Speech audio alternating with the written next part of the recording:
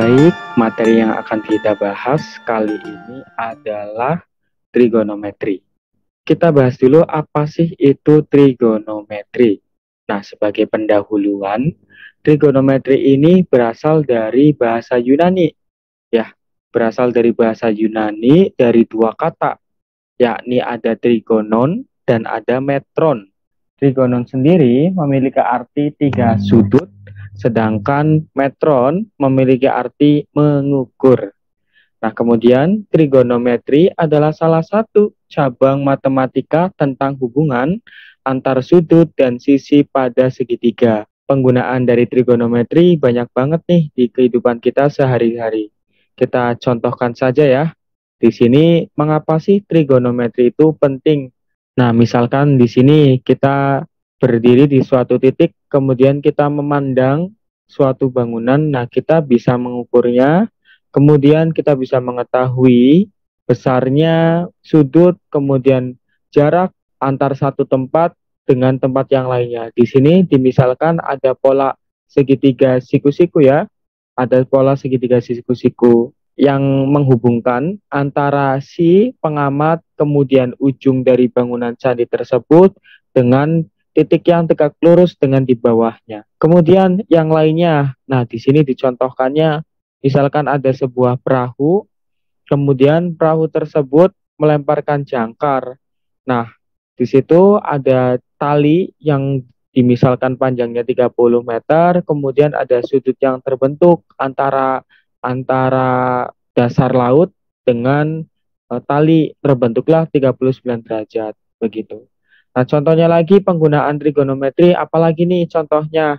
Nah, contohnya misalkan kita sebagai seorang muslim misalkan untuk menyempurnakan ibadah sholat, salah satunya kan harus menentukan arah kiblat ya. Di sini salah satunya ketika terjadi peristiwa matahari tepat berada di atas Ka'bah. Jadi ketika matahari tepat berada di atas Ka'bah, kita dapat menentukan arah kiblat dengan cara kita melihat bayangan. Nah, contohnya untuk tahun ini bisa terjadi di bulan Mei, ada kulminasi agung atau matahari tepat di atas Ka'bah yang pertama akan terjadi pada 28 Mei nanti 2022 pukul 16.17 WIB atau 17.17 WITA waktu Indonesia Tengah. Kemudian di bulan Juli juga bisa terjadi nih peristiwa matahari di atas Ka'bah yang kedua terjadi pada 15 Juli 2022 pukul 16.26 WIB atau 17.26 WITA. Nah, ini sumbernya dari BMKG. Jadi bisa dilihat nanti sama teman-teman semuanya. Jadi begitu pentingnya trigonometri ya dalam kehidupan kita sehari-hari. Sehingga sekarang sangat terasa manfaatnya. Dan yang mungkin sudah tersedia di smartphone kita masing-masing ya. Ada GPS, Global Positioning System. Nah, itu juga salah satu pemanfaatan yang lebih mutakhirnya dari trigonometri untuk menentukan jarak dari satu tempat ke tempat yang lainnya. Nah, sekarang kita bahas tentang perbandingan trigonometri sudut segitiga siku-siku. Kita tahu tadi kita dapat menentukan jarak dari satu titik ke titik yang lainnya, kemudian kita bisa menentukannya salah satunya dengan sudutnya. Nah, di sini dimisalkan kita punya segitiga siku-siku. Nah, kita tandai sisi siku-sikunya yang ditanda merah ya. Ini artinya dia siku-siku kalau seperti ini. Nah, berikutnya kita misalkan nih titik-titiknya. Contohnya misalkan bagian atasnya kita misalkan titik A, berikutnya titik B, dan titik C. Nah, ini berarti sisi yang berhadapan dengan sisi C ini, sisi C kita misalkan pakainya C kecil. Yang berhadapan dengan titik sudut A, berarti sisi A. Kemudian yang berhadapan dengan berhadapan dengan titik sudut B, berarti sisi B, pakainya B kecil. Nah, dalam trigonometri ini, kita mengenal istilah namanya sinus, kosinus, dan tangen.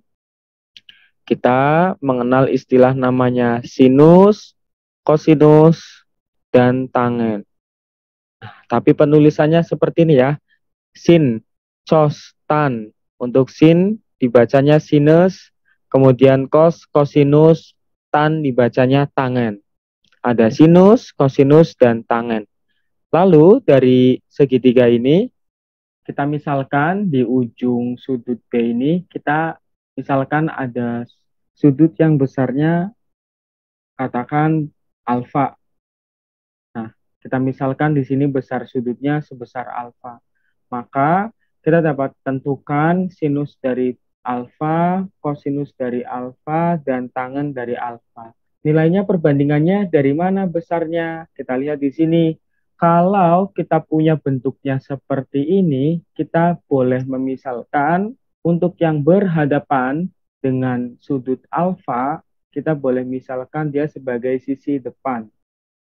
Kemudian untuk yang berada di bawah ini, kita misalkan dengan sisi samping.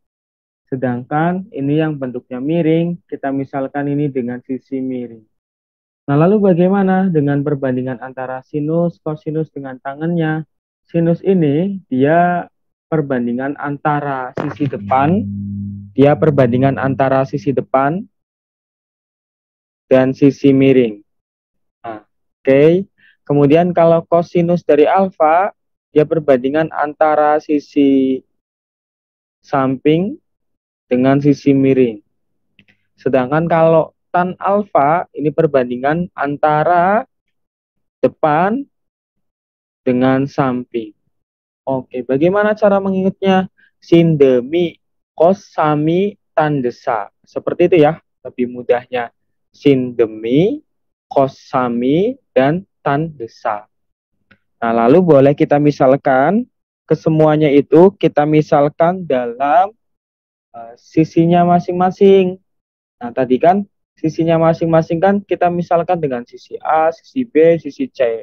Jadi, boleh kita misalkan ya, tadi sisi depannya itu kan B. Berarti B per miringnya C. B per C, kemudian sampingnya A. Untuk kosinus ya, untuk kosinus alfa samping per miring berarti A per miringnya C. Kemudian yang tangan alfa, tan desa, depannya itu B, sampingnya adalah A. B per A. Seperti itu. Berarti nilai dari sinus alfa itu didapatkan dari perbandingan antara depan per miring atau B per C. Kemudian kosinus alfa itu sama dengan samping per miring atau sama dengan A per C. Sedangkan tangan alfa itu sama dengan depan dibagi dengan samping atau B per A. Nah, selain itu ada lawannya nih.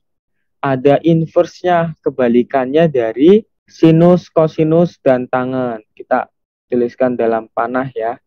Maka kebalikannya, nah kebalikan dari sinus alfa adalah kosekan alfa.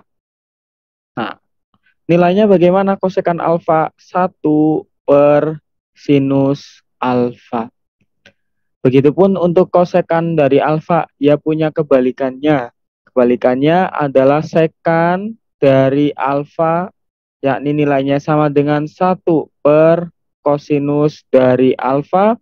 Sedangkan yang terakhir, kebalikan dari tangen alfa adalah kotangen alfa. Kotangen alfa yang nilainya 1 per tangen alfa. Baik, jadi di sini kita sudah punya permisalan untuk nilai masing-masing dari sinus alfa, kosinus alfa, dan tangen alfa. Begitupun untuk kosekan alfa, sekan alfa, dan kotangen dari alfa. Semoga mudah dimengerti.